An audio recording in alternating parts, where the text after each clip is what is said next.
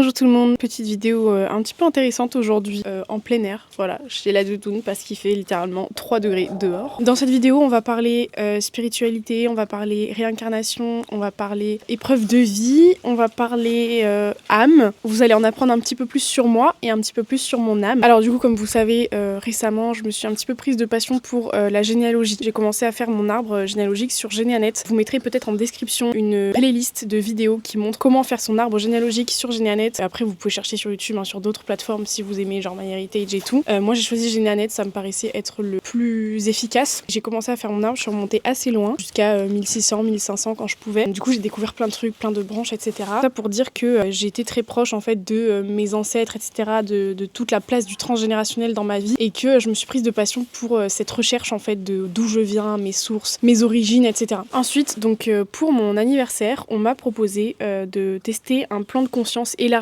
Comment expliquer ça? Les plans de conscience élargis, il y a plusieurs manières de les trouver. Il y a des manières, je vous laisserai les chercher sur internet si vous voulez. Et en gros, le but c'est d'endormir le mental, d'endormir l'ego pour laisser place à quelque chose de plus grand, de plus spirituel, sans être en fait dans le mental, avec notre conscient d'humain qui est assez réducteur en fait. Donc on va avoir le cortex préfrontal qui est mis un petit peu au dodo pendant un certain temps. Pareil, l'amygdale qui gère la survie est un petit peu endormie aussi. À ce moment-là, dans les plans de conscience élargis, l'ocytocine est au max, on en sécrète beaucoup, donc ça ouvre énormément la connexion à soi et à l'autre. Donc c'est des pratiques qui mènent à différentes choses, différents voyages, comme on pourrait appeler ça. On peut être dans une pièce, on peut être dehors, on peut être, voilà, ça peut être plein de choses différentes. Pour vulgariser, c'est un peu une sorte de transe, c'est le mot un peu commun, je pense. Et donc quand on est en transe, tout dépend en fait de l'intention qu'on met quand on veut un plan de conscience élargi. Il y en a qui veulent libérer de la colère, il y en a qui veulent mieux se comprendre, il y en a qui veulent mieux comprendre les autres, il y en a qui veulent se reconnecter avec la nature, avec leur nature profonde. Il y a plein d'intentions qu'on peut poser, moi je vous dirai la mienne après. Physiquement, il peut se passer plein de choses, on peut être un petit peu style endormi, on peut crier, on peut danser, on peut parler, il y a plein de façons de faire. Moi, j'ai fait un petit peu ce voyage-là avec deux personnes que je connaissais très bien, qui étaient à ma disposition en fait tout le temps de mon plan de conscience élargi. Donc moi, ça a duré 6 heures, ils étaient 6 heures à côté de moi sur 2 poufs à me parler et à écrire absolument tout ce qui se passait, que ce soit physique ou ce que je disais, ils retranscrivaient tout ce que je disais. Donc dans ce plan de conscience élargi, il faut savoir qu'on reste absolument conscient, on reste conscient de tout ce qui se passe, on a notre consentement, on est encore nous-mêmes, on n'est pas, c'est pas comme l'alcool où voilà, on est vraiment en conscience de soi, juste c'est comme si on faisait comme ça, vous voyez ce que je veux dire, mais on reste nous genre. Ensuite, ce plan de conscience élargi, ce petit voyage dépend principalement de nos croyances, si vous êtes religieux, si vous avez certaines croyances. Donc on va faire un petit point sur mes croyances personnelles. Évidemment, je ne force personne à y croire, c'est pas parce que je dis on est comme ça, truc machin, que je fais du présent de vérité générale, que je pense que tout le monde devrait penser comme ça, vous voyez ce que je veux dire, c'est juste que je vais pas dire à chaque fois je pense que, voilà, mais vous avez le petit topo en amont. Donc pour moi, on se réincarne. Pour moi, il y a le corps physique et il y a notre âme, donc qui s'incarne dans différentes vies, dans différents corps, à différentes époques, sur différents continents, peut-être dans différentes galaxies, je n'en sais rien. Mais en tout cas, on est une âme qui parcourt un chemin. Et moi, donc, mes croyances sur la réincarnation se rapprochent en fait des philosophies grecques, c'est-à-dire que je pense que la réincarnation est un apprentissage, que dans chaque vie, on a un apprentissage, on apprend des choses pour être en constante évolution, on travaille des choses, on peaufine d'autres, et ainsi de suite. Je n'ai pas les réponses à tout. Voilà, même moi, je me pose certaines questions de ok, mais pourquoi pourquoi on vit tout ça? Pourquoi on est en apprentissage? Qu'est-ce qu'il y a à la fin en fait? Est-ce qu'il y a une fin? Est-ce qu'on est en constant apprentissage toute notre vie? Et donc c'est différent de par exemple la réincarnation. Alors c'est pas vraiment une réincarnation, c'est une continuité de vie après la mort dans la religion où en fait la vie après la mort serait au pied d'un jugement dans les religions. Donc soit on va en enfer, soit on va au paradis pour le christianisme par exemple. Moi je crois pas du tout à ça. Ensuite il y a certaines croyances, je sais plus dans quelle culture, comme quoi on se réincarnerait pour essuyer les péchés de nos anciennes vies, que genre tout est un karma, que si t'as un bon karma tu as vu des bonnes choses, des trucs machin. Moi je pense que ça influence indirectement du coup les épreuves de la vie d'après, mais je pense pas que ce soit un karma à purger, etc. Vous voyez ce que je veux dire? Et donc dans cette croyance de réincarnation, il y a le fait qu'on choisirait dans les grandes lignes la vie qu'on va vivre avec certaines âmes qu'on va rencontrer, etc. Notamment notre famille. On sait dans quelle famille on va s'incarner, on sait globalement les dynamiques qui s'y trouvent, on connaît un petit peu le transgénérationnel dont on va hériter. La réincarnation, c'est un sujet qui est absolument passionnant pour moi. Je sais pas si vous avez vu, il y en a un très connu de reportage sur YouTube qui date d'il y a 12 ans, des enfants qui se souviennent de leur vie antérieure, qui vont sur les lieux en fait de là où ils vivaient, qui ont des noms, qui ont le souvenir d'un chien, qui ont le souvenir vraiment d'une maison très précise et qui emmènent leurs parents à 5 ans là à leur ancienne maison et qui leur montrent bon bah là je vivais là. Hyper intéressant parce que même les scientifiques ils savent pas expliquer ça. On dit souvent que avant 5-7 ans, 7 ans grand max, les enfants ont encore la capacité de se souvenir de leurs anciennes vies si on les invite à s'en souvenir. C'est-à-dire si notre enfant nous dit j'ai vécu ci, j'ai vécu ça et qu'on leur dit non mais ferme ta bouche, t'as 5 ans, tu vois, ils peuvent pas développer cette capacité là, ils vont juste se dire bon bah c'est nul, je n'en parle plus et je ne cultive pas cette mémoire là. Donc voilà pour le point réincarnation. Évidemment c'est un sujet tellement passionnant, il y aurait tellement de choses à dire. J'ai essayé d'être concise un petit peu dans mon explication. Après si vous voulez vous renseigner, c'est très vite fait, vous regardez une autre vidéo à côté avant de continuer et puis voilà. Ensuite donc indépendamment de l'âme personnelle, quand on s'incarne, on hérite d'un panel psychogénéalogique et transgénérationnel. Donc c'est ce dont je parle assez souvent, hein, le transgénérationnel, je vous bassine un peu avec ça. Où là du coup les ancêtres physiques de la lignée, donc les grands-parents, les arrière, voilà, qui laissent des traces en fait dans la génétique, au niveau cellulaire, au niveau physique, voilà, dans les mémoires du corps. Ils véhiculent des traumas, des blessures, des schémas répétitifs, des phobies aussi. Donc ça du coup c'est prouvé scientifiquement à la différence de la réincarnation où il n'y a pas en fait de postulat parce que ça reste ni réfuté ni prouvé par la science. Et donc du coup si on choisit la famille dans laquelle on s'incarne ou qu'on en est au courant, et ben on est aussi au courant du patrimoine psychogénéalogique, génétique, cellulaire, etc. Duquel on va hériter dans notre vie, dans notre corps physique quand on s'incarne. Et du coup toutes les problématiques que cela va engendrer parce qu'on a du rose et du noir. Sinon ce serait un peu trop beau. Du coup en gros pour illustrer, vous voyez vos parents, frères et sœurs, cousins, trucs machin. Chaque personne est une âme différente qui vient de n'importe où, qui a vécu n'importe quelle vie avant, qui n'était pas forcément dans votre ville, dans votre pays, sur votre continent, etc. C'était peut-être une âme qui a vécu il y a 100 ans, peut-être une âme qui a vécu là en Asie avant, en Afrique, n'importe où. Toutes les âmes de votre famille ont choisi de s'incarner du coup en même temps dans la même famille et d'hériter des mêmes problématiques familiales, de partager en fait cet héritage génétique. Et cela pour différentes raisons. Le dénominateur commun c'est la problématique familiale. Qu'est-ce que ça va faire chez eux, en eux, et pourquoi ils ont choisi de s'incarner dans cette vie-là, qu'est-ce qu'ils ont à traiter. Là du coup vous avez mes croyances en général. Évidemment je pourrais développer des heures je pense, et même je n'ai pas les réponses à toutes les questions que je me pose non plus parce que c'est un sujet qui est tellement vaste et compliqué et pas factuel que c'est compliqué de se positionner. Mais bon il y a quand même certaines choses vers lesquelles je suis attirée plus ou moins depuis que je suis très jeune en soi. J'ai jamais été attirée par la religion, par contre j'ai toujours été attirée par ce fait qu'on a quand même une entité à l'intérieur de nous, c'est-à-dire qu'on hérite niveau généalogique d'un patrimoine dans notre corps physique et notre âme hérite d'autres choses d'avant. Donc ces deux passifs vont venir se mêler ensemble dans un seul corps, ce qui va faire nos personnalités à l'heure actuelle. Peut-être que dans une ancienne vie j'ai vécu quelque chose, mais mes ancêtres ont vécu d'autres choses. Comment ça va interagir avec mon âme à moi? Est-ce que les deux choses vont se mélanger correctement ou pas du tout? Est-ce que ça va créer des paradoxes dans ma personnalité? Tout ça c'est hyper intéressant parce que on n'a pas justement, on n'est pas que défini par la généalogie, on n'est pas que défini par notre âme par rapport à nos vies antérieures d'avant, etc. Et on est en plus exposé au contexte de cette vie-là. Donc comment tout ça va se mélanger en la matière dans cette vie-là, c'est hyper intéressant. Et du coup on va avoir le lien avec ce que j'ai vécu. Je vais vous raconter comment ça s'est passé. C'est que moi j'avais fait une intention, j'avais posé une intention. J'avais un petit peu fait appel à mes ancêtres en amont de ce que j'allais vivre en disant bon bah si vous avez quelque chose à me dire, à me transmettre, c'est à ce moment-là, c'est tel jour, j'aurai telle substance et donc je serai apte à accueillir les choses que je suis pas apte à accueillir en règle générale au quotidien comme ça quand je suis dans ma vie d'humaine terrestre. Voilà. Littéralement tout mon voyage, tout mon plan de conscience élargi, les 6 heures de temps ont été dédiées à de la canalisation comme on dit dans le jargon de mes ancêtres et de mes vies antérieures. Voilà. J'ai communiqué avec eux en soi et j'ai plein d'informations à vous donner et plein d'histoires à vous raconter sur moi, du coup sur mon âme à moi et sur le transgénérationnel. Pour vous spoiler un petit peu, j'ai eu des ancêtres de ma lignée mais aussi pas de ma lignée. J'ai eu pas mal de mes vies antérieures dans différents endroits, différents contextes, etc. J'ai eu mon père aussi pas mal de temps qui est venu et j'ai eu des messages de mon âme personnelle à moi pour cette vie-là physique. Vous voyez ce que je veux dire? Genre mon âme beaucoup plus sage que ma personne physique. Donc canaliser ça veut dire quoi? C'est en gros recevoir des messages et pouvoir les retranscrire. Alors il y a différents moyens de le faire et c'est un message qui n'est pas produit par notre mental et notre conscience d'humain. Des messages qui sont reçus de plus haut, je sais pas comment vous dire. Donc ça peut être nos guides spirituels, ça peut être des défunts, ça peut être l'univers en général, ça peut être du coup notre propre âme, ça peut être, je sais pas, il y en a certains qui croient en l'inconscient inconscient collectif, ça peut être Dieu, ça peut être n'importe quoi, vous voyez. Du coup, pour la canalisation, il y a autant de méthodes que de personnes. Une des plus connues, ça va être l'écriture automatique. Je sais pas si vous connaissez, c'est des personnes qui arrivent à laisser leurs bras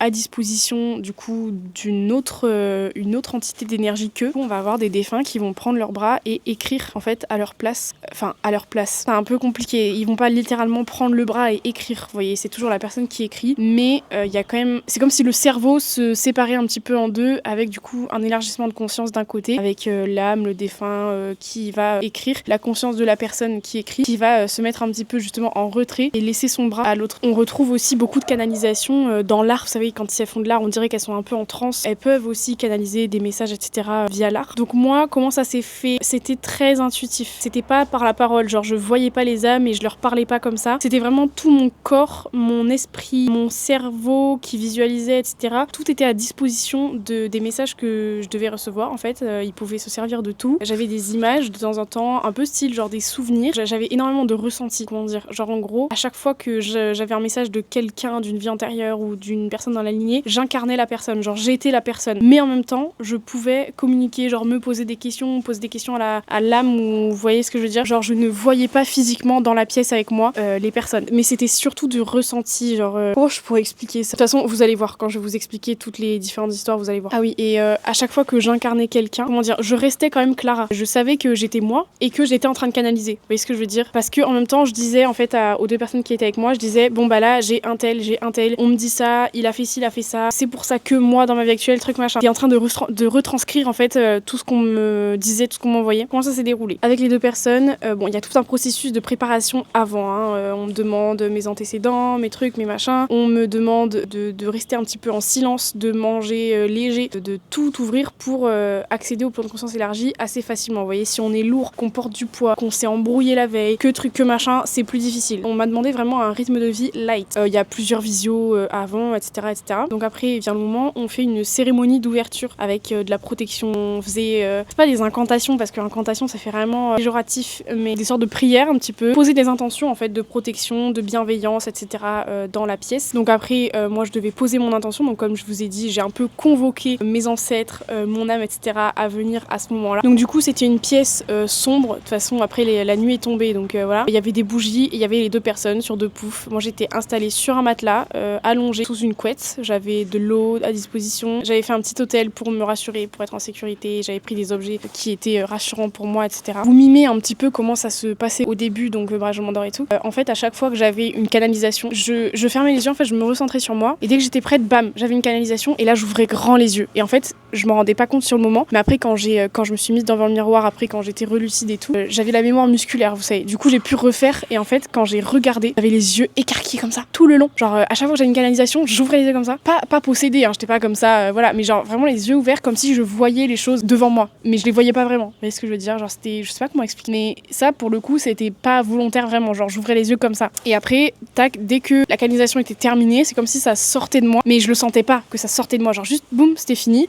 et hop, je me recentrais sur moi et j'attendais entre guillemets la prochaine quoi. Mais c'était pas du tout dans un ressenti de peur, genre vraiment j'avais pas peur de ce qui allait se passer, de qui allait venir ou quoi. J'étais vraiment comme ça, dans moi, dans mon corps, j'étais bien et ça venait en fait. Je commandais rien, je disais pas j'aimerais bien qu'il y ait un tel que truc machin, vraiment pas du tout. J'étais tellement ouverte à tout, j'avais pas peur du tout. Alors c'est très rare que ça se passe comme moi ça s'est passé, c'est la première fois que ça leur arrive. Ils m'ont dit c'est la première fois qu'on écrit autant. Vous savez, ils prennent tout en note, ils notent comment on bouge, qu'est-ce qu'on dit, etc. Et ils m'ont dit c'est la première fois qu'on écrit autant, mais c'est pas possible, genre, parce qu'en fait moi c'était que la prise d'infos, c'était que des infos que j'ai eues. On va y venir, vous inquiétez pas, mais toutes les infos d'abord sont importantes. Et donc je vous précise du coup qu'il y avait des objets, il y avait du handpan, il y avait carillon qui était joué, il y avait eu du tambour, mais il y avait beaucoup de musique. Et moi j'étais énormément déclenchée par la musique pour créer la connexion entre l'entité qui me rend visite. La musique était hyper, elle nous connectait, vous voyez ce que je veux dire. À un moment j'entendais les tambours, bam, je me suis connectée avec quelqu'un qui était du monde viking, etc. Vous voyez, c'était très déclencheur, vous voyez, mais ça c'est très propre propre à chacun. Mouah. Le premier entre guillemets symptôme de conscience élargie que j'ai eu, c'est une grosse pression sur les seins. En fait, c'est moi, j'avais mes mains comme ça, et en fait je m'appuyais moi-même sur mes seins, mais c'était pas volontaire. Vous voyez ce que je veux dire? C'était une première connexion à un ancêtre. Je vais vous expliquer après. Et puis du coup à ce moment-là, je rentre vraiment dans le plan de conscience élargie, et puis ça commence. Voilà, il y a 20 petites histoires que je vais vous raconter, et on va commencer avec la première. Donc en premier, à 16h19, j'ai donc cette pression en fait énorme du bandage sur mes seins. Et en fait donc je plonge par le biais de ces seins bandés, je plonge un petit peu dans la conscience que j'étais avant, c'est-à-dire que je suis dans un corps qui n'est pas le mien et je me visualise, c'est-à-dire je ressens ce que la personne ressentait à l'époque, vous voyez. Et donc je suis une femme et je suis bandée parce que je suis à la guerre. Donc ça c'était dans l'époque viking, j'étais sur un bateau, voilà. Et j'ai vraiment la rage, je suis en colère et je la ressens dans ma poitrine du coup. Ça on m'a dit direct, c'est au niveau de mon âme personnelle, mon âme à moi. Il y a une suite après mais j'ai pas canalisé directement, elle est revenue après. Ensuite il y a une musique qui s'est lancée et c'était une musique tellement bizarre avec un homme, une voix d'homme, peut-être que je vous mettrai un extrait, je sais pas, une voix d'homme insupportable pour moi à ce moment-là. Et en fait, je suis un jeune enfant qui a visiblement peur de son père. Genre je vois mon père avancer vers moi et j'ai peur de lui. Genre je l'aime très fort, mais vraiment j'ai peur de lui. Je suis mélangée entre l'amour de mon père et la détestation parce qu'incompréhension et énormément de frustration aussi je ressentais. Et en fait du coup au fur et à mesure je comprends que c'est parce que je suis agressée sexuellement. Et vous savez à l'époque c'était pas du tout comme maintenant. C'est le viol, la culture du viol, c'était pas du tout aussi puni que maintenant. C'était même un viol quoi, voilà. Et c'était très courant en fait que les enfants soient abusés par leurs frères et sœurs, leurs parents, le voisin, voilà. C'était très spécial parce que mon père ne me violentait pas, il me frappait pas, il était doux avec moi, il était doux, compréhensif, etc. Mais il y avait ce manque de respect du corps, manque de consentement. Et en fait, moi, je me demandais s'il y avait quelque chose qui se passait pas bien, j'étais là, mais c'est normal ou pas qu'on prenne mon corps et tout comme ça, qu'on en fasse ce qu'on veut à l'âge adulte et tout. Et je savais pas si je devais réagir ou je sais pas quoi. Et j'étais un peu obligée de l'accepter, vous voyez ce que je veux dire. Et ce que j'ai ressenti du coup à la fin, c'est qu'à ce moment-là, je suis un agressé qui est devenu un agresseur. Donc j'imagine que j'étais un homme, un petit garçon, qui a été du coup agressé par son père et que j'ai répercuté ça en fait dans ma vie d'adulte à moi, que après j'ai dû en fait agresser mes enfants ou mon compagnon, ma compagne, voilà. Bref, c'était pas super. De toute façon, toutes les histoires que je vais vous raconter, c'est pas ouf. Parce que c'est un peu ce qui m'a trauma et c'est un peu le pourquoi du comment je suis à l'heure actuelle, parce que ce que j'ai demandé c'est mieux me comprendre sur un plan plus élargi que juste me comprendre mes mécanismes psycho et trucs machin, genre sortir de l'explication très terrestre des choses et vraiment aller un petit peu plus loin pour comprendre d'autres choses qui sont pas trop compréhensibles et explicables par ici. Du coup, on a répondu à mes attentes et on m'a expliqué d'où viennent mes traumas, mes problématiques de vie et certaines choses un petit peu plus positives pour mettre un petit peu une cerise sur le gâteau. Mais vous voyez, je vais vous raconter, c'est pas du bonheur, quoi. C'est pas les meilleures vies que j'ai eues. Mais c'est les plus intéressante en soi pour moi parce que c'est là où on va chercher les problématiques de travail, etc. Donc l'enfant pétrifié par ton père, ça c'est niveau transgénérationnel, c'est quasi sûr. Ensuite, à 16h46, là j'ai eu le premier changement vraiment physique. En fait, je commence à me sentir écrasée, mais genre vraiment je m'enfonce dans mon matelas. C'est-à-dire que j'ai mes pieds, là il y a le matelas et en fait le pied appuie sur le matelas hyper fort et genre tout est tendu. Je suis bloquée en fait, j'ai du poids sur moi, genre c'est lourd, j'ai du mal à respirer et tout. Et en fait du coup donc je plonge dans cet état-là, dans ce ressenti-là, et je comprends que j'ai été enterrée vivant. Donc je suis un jeune homme et j'ai été assommée par rivalité, par jalousie, parce que donc c'était à l'époque encore des mariages arrangés, etc. J'ai été amoureux d'une femme qui était déjà prédestinée à un mari par mariage arrangé, sauf que cette femme était évidemment amoureuse de moi et moi j'étais amoureux d'elle, sauf que le mari ça l'arrangeait pas du tout, donc il m'a juste assommée et enterrée vivant. Et alors du coup j'ai un peu eu du mal à avoir les infos du pourquoi du comment, mais je crois que là en y réfléchissant juste avant de faire la vidéo, j'ai un peu trouvé. Au départ je pensais que c'était transgénérationnel, mais je me suis trompée parce que en fait j'étais mort. J'ai pas eu d'enfant. Du coup, ça a pas pu descendre dans la lignée le fait d'être enterrée vivant, vous voyez ce que je veux dire? Et en fait, je me suis rendu compte que non. Du coup, c'était mon âme à moi qui avait été enterrée vivante. Je m'incarnais du coup avec des personnes qui... Alors, en fait, quand j'ai été enterrée vivant, j'ai eu un moment de conscience où je me suis réveillée du coup. Je sais pas comment je respirais encore. Enfin bref, c'est un peu mélangé, mais bon, voilà. Je respirais encore, visiblement. Il me restait très peu de temps, genre ça se jouait à quelques secondes, vous voyez. Et en fait, j'ai eu cet élan de vie, genre mais laissez-moi vivre, laissez-moi sortir, je veux vivre, j'aime cette femme, j'ai même pas encore eu le temps de lui dire et tout. Vraiment, j'ai toute la vie devant moi, je suis amoureux, j'ai toute cette pulsion de vie en moi en fait. Et à un moment, je me suis juste résignée à mourir parce que je me suis dit dans tous les cas il n'y a pas d'autre issue, je vais juste mourir. Et je ne suis absolument pas mort en paix, je suis mort avec la rage de vivre, vous voyez ce que je veux dire. L'analyse que j'en ai faite, mais après coup, parce que en premier coup je savais pas où est-ce que c'était placé en fait ce truc là, dans le transgénérationnel, mon âme personnelle ou l'âme de quelqu'un d'autre ou quoi. Et en fait du coup ce que j'en ai ressorti c'est que ça aurait été du coup mon âme personnelle qui a été enterrée vivant. Et du coup dans ma vie actuelle je me retrouve face à beaucoup de personnes et même dans une famille à tendance très dépressive. Il y a eu beaucoup de suicides, il y a eu beaucoup de tentatives de suicide dans ma famille. Et ça, du coup, c'est un peu ma dualité, c'est-à-dire moi, j'ai toujours cette pulsion de vie, mais je suis beaucoup entourée de personnes qui sont là en mode bof la vie, genre bof la vie, j'ai un peu envie de la quitter, j'ai un peu envie de dire ciao, vous voyez ce que je veux dire, que ce soit dans mes amitiés, dans ma famille, dans mes amours, tout.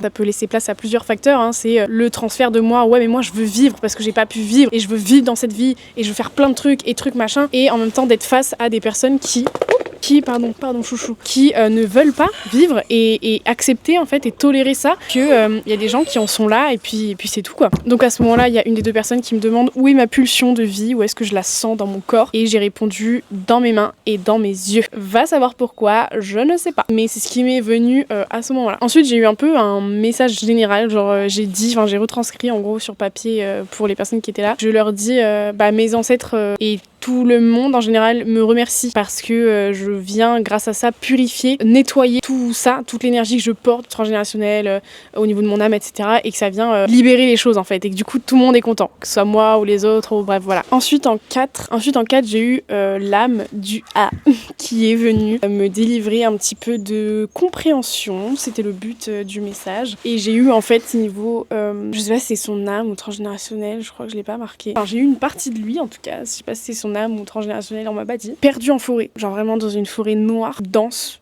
un peu dans la nuit, vraiment un manque de repères, un brouillard total. Alors je sais pas si c'était vraiment un fait avéré qui s'est passé ou si c'était plus une métaphore pour amener de la compréhension sur l'état qu'il a pu traverser à un moment, etc. Mais en tout cas, j'ai pu être un petit peu dans ses bottes, on va dire, pendant un moment, et c'était un peu spécial. Ensuite en 5, j'étais noire, j'étais un homme et j'étais tout fin. J'étais en manque de nourriture, en manque de ressources, je n'avais pas de toit sur la tête, c'était horrible. Tous mes membres me faisaient mal, vraiment. C'était plutôt au niveau de mon âme personnelle à moi. Mon âme à moi est venue, où cette personne-là, physique, enfin bref, vous captez ou pas, est venue en gros me dire que mon problème un petit peu avec l'argent, avec le fait d'avoir peur du manque, etc., venait un petit peu d'ici. Plus du coup ma famille, je vous ai raconté un petit peu le contexte, mais qui est du coup mes grands-parents sont nés plutôt pauvres et après ont bâti des entreprises, sont passés de pauvres entre guillemets à riche dans cette vie-là, et du coup ma mère a grandi un petit peu avec cette éducation peur du manque. Donc les deux mélangés, ça ne faisait pas très bon ménage, et voilà, ça peut expliquer certaines choses, certaines peurs qui sont ancrées en moi. Ensuite donc j'ai la première entité avec le bandage est venue me rapporter d'autres informations pour compléter, parce que visiblement je n'avais pas saisi tous les messages. Donc du coup je suis la fille d'un commandant qui est mort en fait avant ma naissance. Ma mère a pris le relais pendant le temps que je grandisse, parce que je suis une femme, mais on m'a élevée comme un homme depuis le départ. C'est-à-dire que je suis née, on a menti sur mon sexe en fait, pour que le chef, donc mon père, ait une descendance, même si à l'époque les femmes étaient quand même respectées en tant que commandante, etc. Je sais pas comment on appelle ça, mais voilà. Donc je rappelle, c'est à l'époque viking, hein. On était sur un bateau de guerre, de combat, un peu de pillage, je sais pas trop. Et les femmes sont respectées à cette époque, en tant que commandante, etc.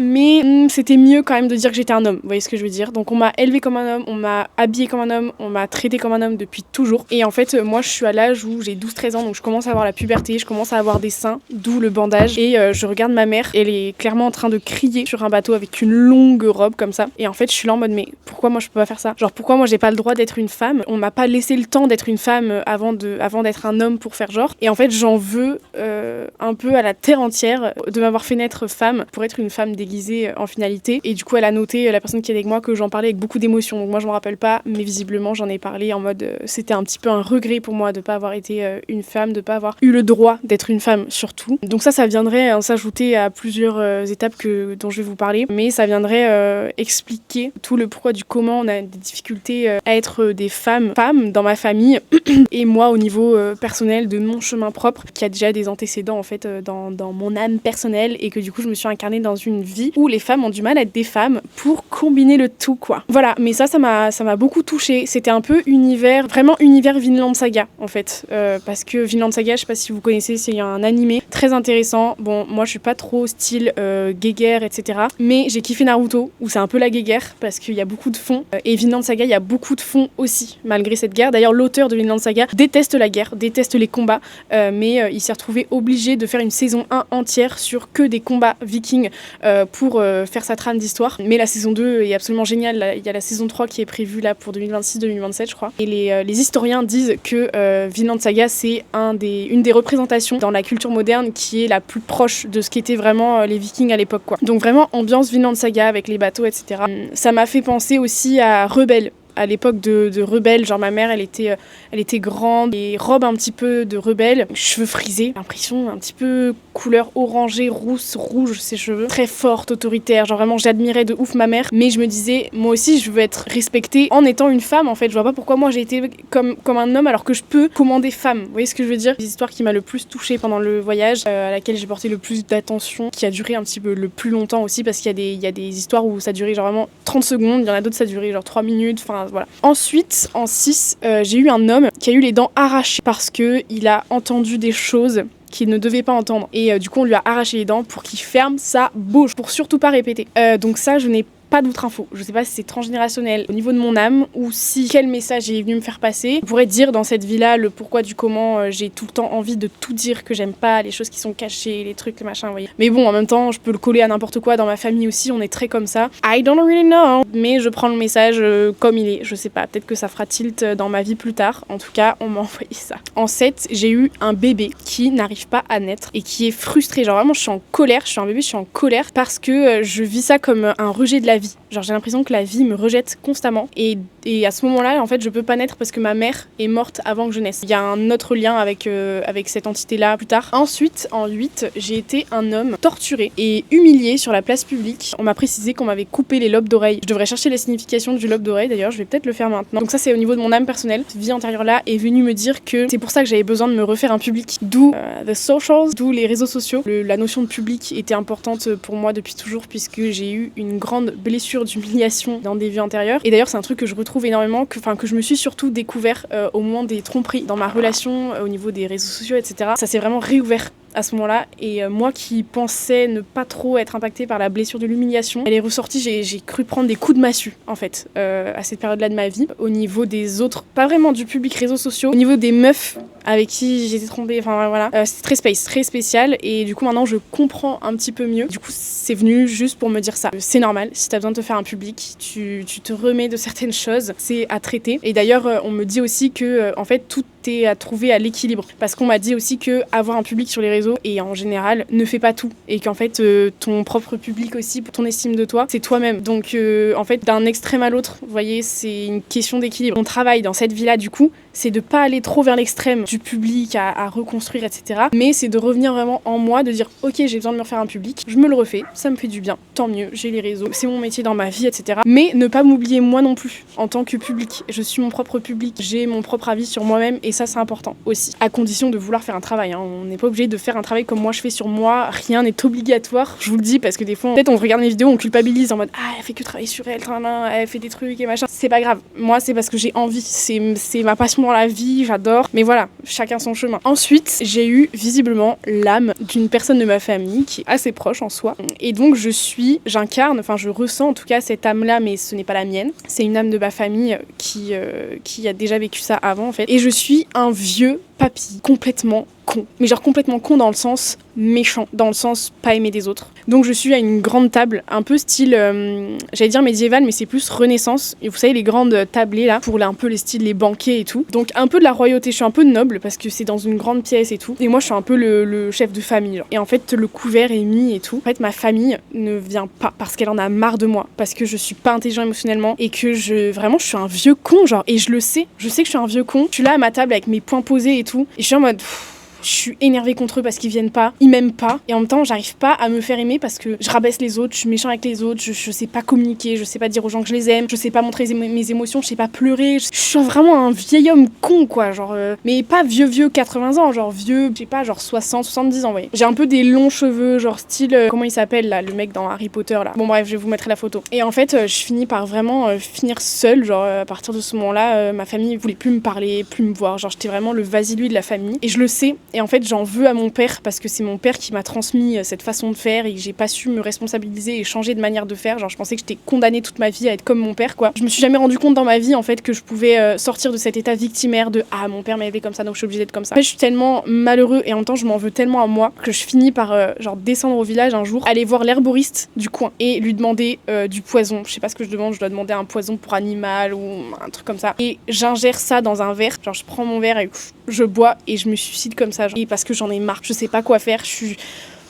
suis comme ça, personne m'aime, voilà, mais je suis triste au fond, je suis vraiment triste. Et au final, je m'en vais en fait, quand je prends mon verre là, je m'en vais dans la détestation de moi et de mon baron qui est déjà mort en soi, donc voilà. Ce message-là est venu pour m'amener de la compréhension, de l'empathie envers quelqu'un de ma famille, du coup, envers cette âme-là qui s'est réincarnée et qui fait un petit peu les mêmes choses. Et du coup, à ce moment-là, quand je redescends en place de Clara, genre quand la canalisation se finit, on me pose des questions, les deux personnes qui sont avec moi, elles me disent bah qu'est-ce que ça te fait ça de voir cette place-là, d'être la personne avec qui t'as du mal en ce moment. Je leur dis bah ça m'amène de la compréhension, je comprends mieux, ok, ben, c'est pas facile pour cette personne-là et tout. Mais en même temps, ça vient toujours titiller mon truc de oui, mais où est la limite entre la compréhension de quelqu'un et la tolérance de ses comportements envers nous, envers moi et tout. Donc ça a un peu remué tout ça, mais pour Noël, etc., j'avoue que ça m'a apporté vraiment un apaisement de vivre ça, de vivre dans ses bottes le temps de quelques minutes. Ça s'est mieux passé, j'ai plus compris. Et en fait, je suis là en mode bah juste ça le concerne, cette personne, ça la concerne. Si elle a pas envie de sortir de cet état victimaire de ah mais je suis comme ci, je suis comme ça, je changerai pas, bah en fait c'est pas mon problème. Genre juste moi, il faut pas que je sois dans le rejet constant de la personne parce qu'elle reste dans un état victimaire, genre vraiment ça la concerne et moi j'ai pas à être dans un état de comme ça, de crispation tout le temps. Moi mon travail c'est de dire bon bah ok vis ça, c'est pas facile mais elle est comme ça, qu'est-ce que je peux prendre à mon avantage, comment je peux quand même tolérer sans forcément adorer cette personne et tout, comment je peux tolérer sans moi me mettre en position de tension, vous voyez, parce que moi j'ai pas à être en tension parce que ça me renvoie des choses à moi-même, à mon truc de ah mais j'aime pas les gens qui restent dans leur état victimaire, vous voyez ce que je veux dire, parce que ça me renvoie à moi-même mon état victimaire et que moi j'aime pas être dans un état victimaire, vous voyez, donc c'est que du transfert des autres sur moi-même ou de moi-même sur les autres et du coup ça m'a ramené un petit peu dans cet état-là de prendre de la distance, mettre un peu de détachement, pas rester dans la ah pourquoi il change pas, pourquoi truc machin et comme ça crispé, vous voyez. Donc intéressant, ça c'est une des histoires où j'ai eu le plus de détails aussi, qui a duré le plus longtemps parce que ça prenait une grande place aussi dans mon esprit, dans ma vie en général, donc je suis un peu contente d'avoir vécu ça et j'ai hâte de voir ce que ça donne quoi, parce que ça m'a vachement apaisée et ça a un peu apaisé la relation dernièrement. Ensuite j'ai eu une femme, donc ça plutôt au niveau de mon âme personnelle du coup, qui est juste venue me dire que à l'époque elle était genre style un peu amoureuse de son cheval, elle était partie du village parce que les règles lui convenaient pas, etc. Donc elle a juste pris son cheval, elle allait vivre autre part seule en fait, un peu genre dans la nature, en autonomie, et du coup elle est juste venue me dire que mon amour entre guillemets pour les chevaux et tout venait d'ici. Ensuite, en 12, j'ai eu une grand-mère sur son lit de mort. Elle était fière de mourir. Elle était fière en fait de me montrer tout ce qu'elle avait bâti en termes de famille, parce que tout le monde était là autour d'elle quand elle allait décéder quoi. Elle dit qu'elle est arrivée après le vieux papicon là pour réparer un petit peu cette histoire de mort, etc. et que la mort peut être belle et la mort peut être entourée quoi. Alors en 13, j'ai eu celle-là, elle m'a un peu marqué cette histoire. J'ai eu un muet de naissance. Ça plutôt au niveau de mon âme personnelle aussi du coup. Je vais enlever ma doudoune parce qu'il va me la dégommer. Du coup, ce muet-là ne pouvait pas parler, mais il a pas du tout renoncé à comprendre les hommes, discuter avec eux, dialoguer, etc. Genre, il renonçait pas à la communication avec les autres et justement, il en a fait genre vraiment une affaire personnelle, c'était vraiment sa passion. Du coup, pour compenser en fait le fait d'être muet et de pas pouvoir communiquer, il est devenu hyper intelligent au niveau du langage corporel, au niveau des émotions des autres, à capter les autres, etc. Et ça a fait que, au bout d'un moment, sans en parler, etc., il savait en fait avant que les gens ne parlent, parle. Il savait ce qu'ils allaient dire, il savait ce qu'ils pensaient, etc. Tellement il avait acquis l'observation des gens, des schémas de communication, etc.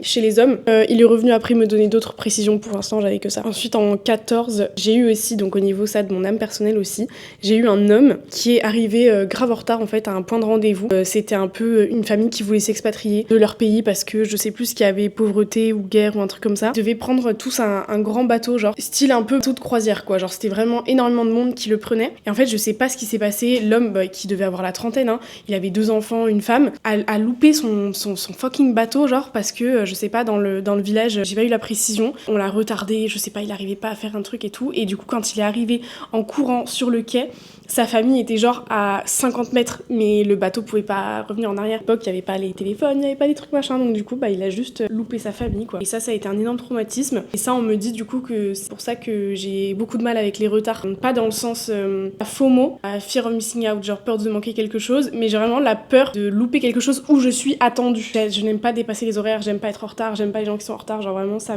m'angoisse. C'est un homme qui avait les cheveux assez longs, genre vraiment il les avait là, quoi. Genre bouclés, un peu à la Julien Doré, vous voyez. Ensuite, en 15, donc là il était 18h20, j'ai eu un innocent qui a fait de la prison parce qu'il était très vulnérable et sensible, empathique et tout vis-à-vis des autres. Et du coup, je sais pas, il y a eu un jugement ou un truc comme ça où il a pris la place d'un copain à lui qui était coupable ou quoi. Et du coup, c'est lui qui allait en prison à la place du coupable. Je sais pas exactement ce que c'est venu nous dire, si c'est transgénérationnel ou au niveau de mon âme, etc. Ça m'étonnerait pas que ce soit au niveau transgénérationnel, because le sens de la justice et tout ce problème-là des autres, etc. pourrait correspondre à toute la famille. Peut-être que j'aurai les réponses plus tard, mais en tout cas, voilà, personne n'est venu, quoi. Ensuite, j'ai eu un moment où je regarde mon doudou vers 18h, là, et je capte même pas que je regarde vers mon doudou. Genre, c'était un doudou que le père de ma fille m'avait offert et que Lise aimait bien, donc ça a rassemblé un petit peu les deux, donc j'avais pris ce doudou-là. Et du coup, les 2 personnes qui étaient avec moi me demandent pourquoi tu regardes ton doudou, qu'est-ce que ça te fait. Et du coup, je réponds que je suis contente de libérer tout ça, genre que vraiment ça me fait un bien fou. Toutes les personnes là qui sont venues, elles en avaient gros encore sur la patate, vous voyez, genre elles étaient pas en paix avec leur vie, elles avaient quelque chose à dire. Le fait que moi je sois un petit peu canal de ça, ça libère, ça me libère, ça les libère, ça libère tout le monde, genre. Et du coup, j'étais vraiment en mode gratitude envers moi-même. Ensuite, j'ai eu l'âme de Lise vers 18h30 et c'est juste en écrivant la vidéo que je me suis dit que j'allais pas mettre tous les détails non plus parce que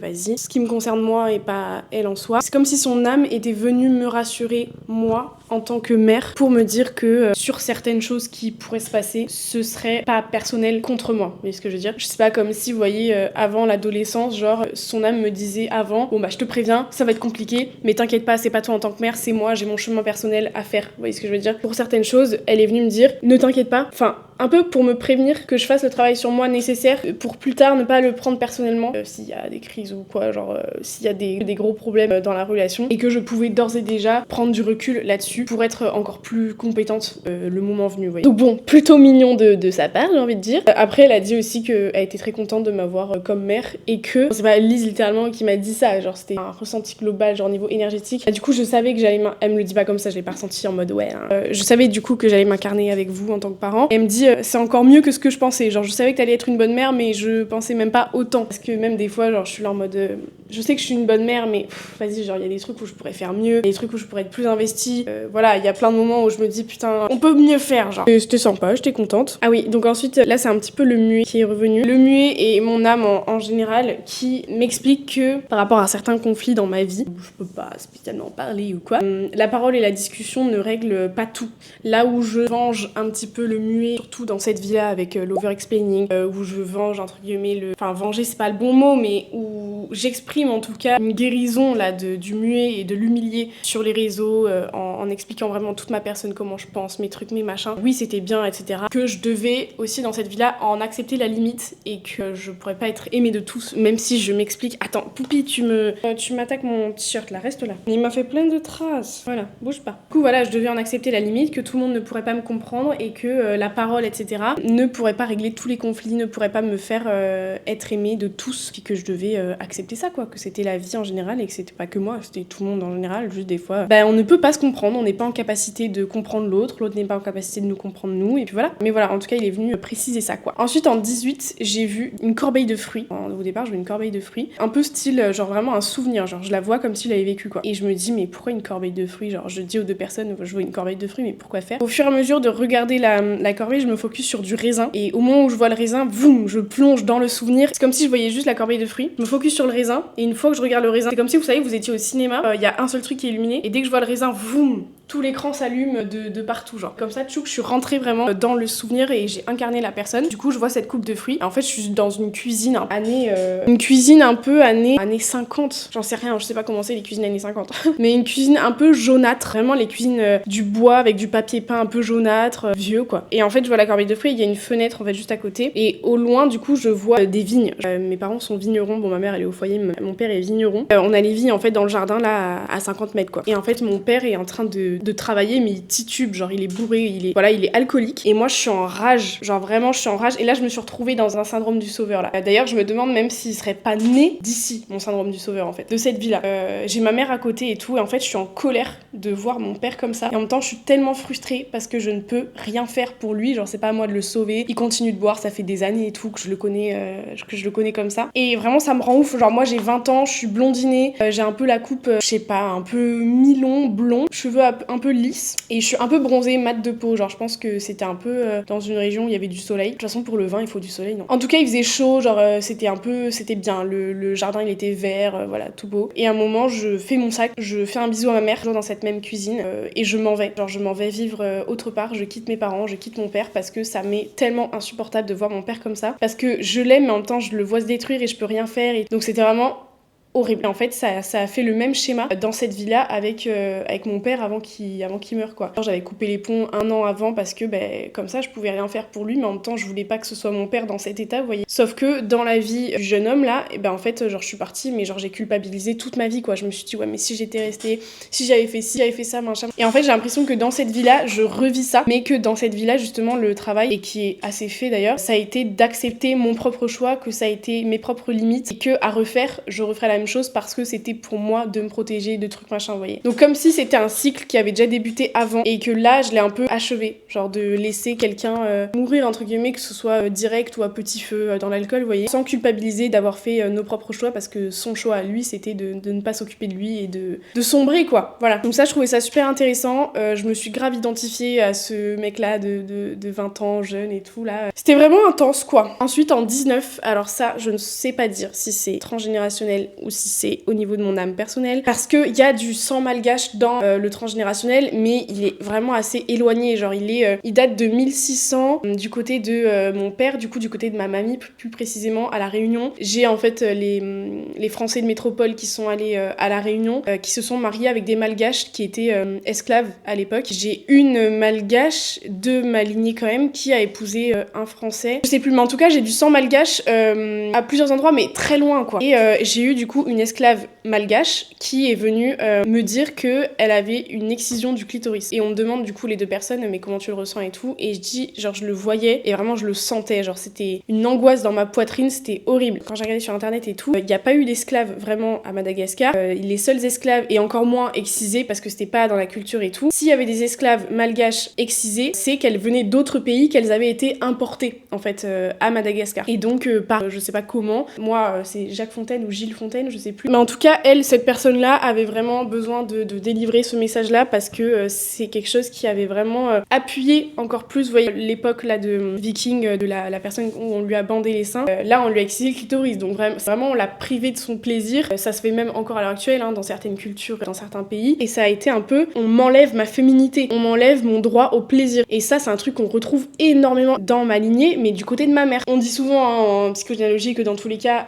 le côté du père et de la mère se font très souvent écho, que les deux familles qui sont unies en fait ont les mêmes blessures mais pas par le même biais, truc machin, enfin bon voilà, que c'est vraiment un reflet, genre si moi je prends ma lignée de personnes et la lignée de la famille du père de ma fille, même si on a l'impression qu'on est super différents, au final on a peut-être beaucoup de blessures en commun, beaucoup de problématiques en commun au final, quoi. Après on m'a dit beaucoup de choses vis-à-vis du père de ma fille sur la relation, etc., mais j'ai pas trop envie de détailler parce que c'est vraiment un peu compliqué, genre. Ensuite, après ça, j'ai eu mon âme personnelle en tant qu'elle-même pour cette vie-là, qui me dit qu'à un moment, enfin quand j'étais petite, j'avais une représentation des parents qui habitent loin, genre 4-5 heures de route, parce que mes parents avaient leurs parents en Vendée et à Narbonne, alors qu'on habitait dans les Landes. Donc on avait 4-5 heures de route pour aller chez les deux, et que j'avais cette représentation en mode, on habite forcément loin de chez nos parents, vous voyez. J'avais une représentation en soi d'une famille qui était amie avec ma mère, une famille proche, qui habitait vraiment dans le même village, genre à moins de 3 km, vous voyez. Du coup, juste, mon âme, entre guillemets, m'a confirmé que ma place était bien près de chez ma mère, qu'on n'était pas obligé de répéter les mêmes choses que mes parents, et que, enfin, ça me rassurait un peu sur ce truc de, pour le coup, un peu FOMO, d'habiter loin, dans d'autres régions, etc. Parce que je me dis que moi, j'ai pas envie de quitter ma mère, j'ai pas envie d'être loin de chez ma mère, j'ai envie qu'on soit là à moins d'1 heure de route, vous voyez. C'est juste venu pour me dire que je faisais bien de penser ça et de rester là, et que j'avais besoin d'elle, qu'elle avait besoin de moi, et que c'était très bien comme ça, genre. Ensuite, alors il y a plus de 20 en fait, il y en a 23, sorry. En 20 du coup vient mon père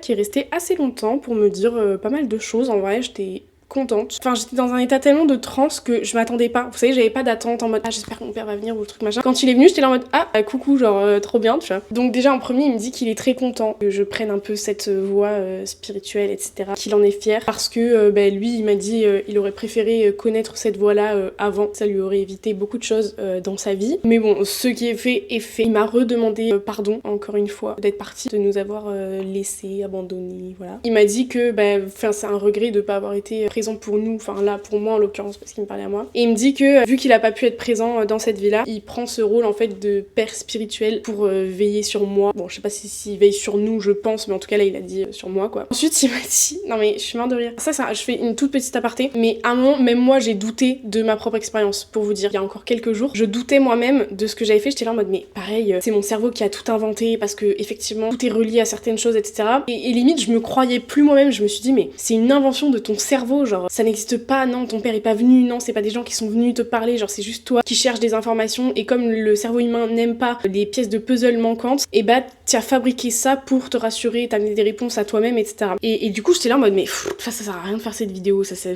Voilà. Bon, déjà, je me suis dit non, parce qu'il y a plein de choses où, en fait, c'est pas vraiment relié à moi, genre, c'est pas, il y a plein de choses où c'est vraiment anecdotique. Comment j'aurais pu inventer ça, comment j'aurais pu inventer que quelqu'un se fait humilier, et en particulier s'est fait couper les lobes d'oreilles, genre, c'est une dinguerie, j'ai jamais lu ça nulle part ou quoi que ce soit. Du coup, ça a duré un petit temps et après j'ai repris confiance en mon expérience, mon ressenti, etc. Et je me dis, quand bien même c'est mon cerveau qui a fabriqué, c'est utile au cerveau d'expliquer certaines choses, etc. Et au pire, c'est fait pour me rassurer. Ce qui compte, c'est ce que j'en retire derrière, ce sur quoi ça va me faire travailler, etc. Ça peut ne pas être que l'expérience, le principal sujet, c'est vraiment ce que j'en retire ensuite, quoi. Peu importe la véracité des faits, que ce soit mon expérience ou pas. Après, justement, le principe de l'expérience, c'est que mon mental était endormi. Donc, je pouvais pas construire des histoires et inventer des histoires. Vous voyez ce que je veux dire? Mon mental, ma conscience humaine n'était pas active, quoi. Et pendant un moment, j'ai douté moi-même. Donc bref, parce que là, le fait m'a fait penser à ça. Parce qu'il me dit que ça le fait rire quand je fais des blagues sur lui et que pour lui, ça dédramatise. Il a dit qu'il aimait bien aussi que je parle de lui dans mes vidéos, que je le fasse encore vivre, en fait, que je parle de lui, que je mette encore des photos, que truc machin. Ensuite, il m'a dit qu'il était très content que je me mette au sport, genre à la salle de sport, que je reprenne conscience de mon corps et tout. Parce que c'est vrai qu'on a été assez liés par le sport en soi, genre quand on était petits, on allait beaucoup courir avec notre père. Enfin, beaucoup à notre échelle d'enfant, on n'y allait pas tous les jours, mais même une fois par mois, c'était beaucoup, je pense, à notre échelle. Et on allait avec les chiens et tout, c'était cool. Mon père, il faisait son sport à la maison sur un tapis, des fois il mettait la musique, du coup nous on dansait autour de lui pendant qu'il faisait son sport. Enfin, c'était un peu le moment où, même si lui était pas vraiment connecté à nous, genre c'était pas une connexion parent-enfant, ça nous faisait quand même passer un moment dans la même pièce, ça faisait vivre le truc. Ensuite, il est venu un peu me dire que le fait d'avoir coupé la relation 1 an avant son décès et tout, c'était en soi quelque chose de positif pour lui comme pour moi, parce que ça nous permettait à tous les deux, enfin de mon côté, d'avoir un bon souvenir de mon père et pas une vision vraiment de la personne qu'il est devenu. En fait, je sais plus s'il était alcoolique, mais en tout cas il buvait pas mal,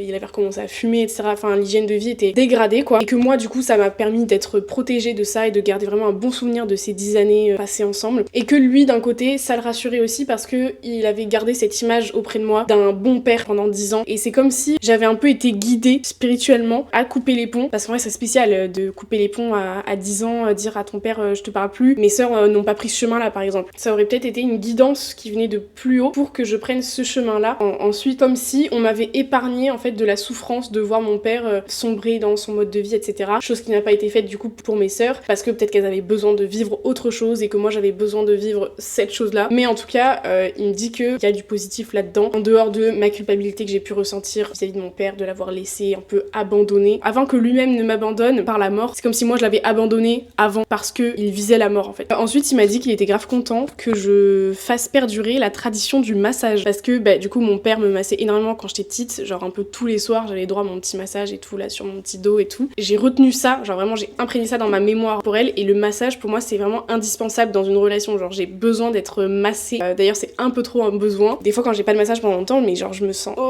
comme ça quoi. Et du coup j'ai directement appris dans mes relations à mes partenaires à me masser. Donc le père de ma fille me masse divinement bien, et moi je masse un petit peu ma fille quand elle veut. J'ai essayé un peu d'introduire ça genre avant de dormir et tout, parce que ça détend, ça fait du bien et tout. Et du coup il est grave content que je fasse durer cette tradition, c'est que ça a eu un impact positif sur moi, donc il est content. Ensuite à un moment je dis aux deux personnes à côté de moi que c'est bon, genre il y a réconciliation avec mon père. Genre le mot réconciliation qui est venu comme ça, qui est sorti, genre comme s'il y avait un truc qui était acquis pour de bon, genre parce que je dis aux deux personnes, je dis il me reconnaît pleinement, genre il me reconnaît pour toute la personne que je suis, etc. Et il reconnaît le père de ma fille aussi, je sais pas pourquoi, mais il l'a reconnu. Après il m'a dit que dans la vie de tous les jours je pouvais plus lui parler, il était vraiment là et que je pouvais lui parler, m'adresser à lui, voilà, que ça lui faisait plaisir que je lui parle dans la vie de tous les jours. Ok. Et ensuite dernier truc qu'il m'a dit, c'est que le positif là-dedans, c'est que, enfin le positif dans le fait qu'il soit passé de père physique à père spirituel entre guillemets, c'est que il peut me voir pleinement. En vrai je trouve ça horrible de parler que de moi alors que j'ai deux sœurs, vous voyez ce que je veux dire, genre j'ai envie de dire qu'il nous voit pleinement, c'est mon expérience, et peut-être qu'il leur dira d'autres choses à elles quand elles seront prêtes, ou quand elles essaieront de rentrer en communication avec lui, ou je sais pas, mais du coup voilà, j'ai pas envie de faire un mode ah il est que avec moi, truc machin, mais je vais parler quand même pour moi parce qu'il a parlé pour moi quoi, et qui me dit qu'il est content en fait de prendre ce rôle là, parce que s'il était resté dans son corps physique avec sa conscience d'humain etc, il m'aurait peut-être pas vu pleinement comme j'étais, qu'il aurait peut-être justement enfermé mon potentiel dans certaines choses, qu'il aurait peut-être eu une ouverture d'esprit assez limitée, et qui m'aurait peut-être gâché entre guillemets dans mon potentiel, parce que c'est sûr que ma vie avec un père présent ça aurait peut-être pas été la même, j'aurais peut-être pas eu de mec aussitôt, j'aurais peut-être pas eu d'enfant, j'aurais peut-être pas cassé entre guillemets autant de codes qu'à l'heure actuelle quoi. Là il me dit là je suis content parce que je peux voir ça de l'extérieur, avoir le recul qu'on a quand on n'est plus dans son corps humain, puisqu'on n'est plus impacté par les problématiques, par nos émotions etc, qui sont très terrestres quoi. Quand on n'est plus dans la sphère terrestre, on voit tout d'une façon très reculée, avec beaucoup de détachement, beaucoup de sagesse, d'apaisement et tout, vous voyez. Même dans ma relation avec les hommes, avec le père de ma fille et tout, ça aurait pas été pareil. Dans tous les cas, s'il avait pas été décédé, j'aurais pas rencontré le père de ma fille, dans tous les cas. Mais même si c'était le cas, j'avais rencontré un homme comme ça, peut-être que ça serait pas bien passé de ouf, même si mon père était ouvert sur certaines choses. Je sais pas s'il aurait été déconstruit par rapport à ça, vous voyez. Et alors, ce qui m'a un peu étonnée, bon là on était vraiment sur la fin du voyage, commençais à reprendre un petit peu de lucidité et tout, mais assez légère. Et en fait, quand il est parti, je l'ai pas ressenti comme un abandon en mode ah il part, non, je veux rester en connexion avec lui et tout. Genre il est parti, j'étais du coup comme ça les yeux ouverts et tout, genre j'ai dit ce qui se passe, et bam il repart, et genre moi du coup je me suis remis comme ça, j'étais là en mode ah merci, genre c'est sympa d'être venu et tout, et je me suis pas sentie triste qu'il parte, vous voyez, j'aurais pu être là en mode oh my god il y a mon père, je veux rester avec lui, je veux truc comme on voit un peu dans les films, vous voyez, quand on les voit dans les rêves et tout, et en fait pas du tout. Et même je me suis fait la réflexion, je me suis dit ah je me sens pas triste, genre là j'ai eu une petite étincelle du mental qui a dit je me sens pas triste, et tant mieux, genre je me sens pas oh my god non je veux qu'il reste